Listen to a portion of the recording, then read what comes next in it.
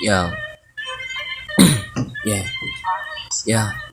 Meron ako dito sinusulat kaya parang nakakagulat ang mga salita na galing sa baba at itaas na parang gustong imulat ng dalawa akong mata.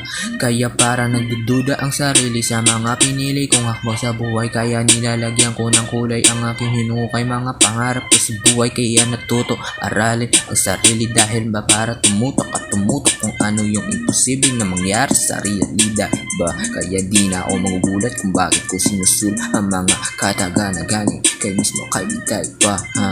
Kaya palagi sinasabi ni ama na palagi ka tumayo na mag-isa, dahil hindi lahat ng oras nandyan sila o ako ha.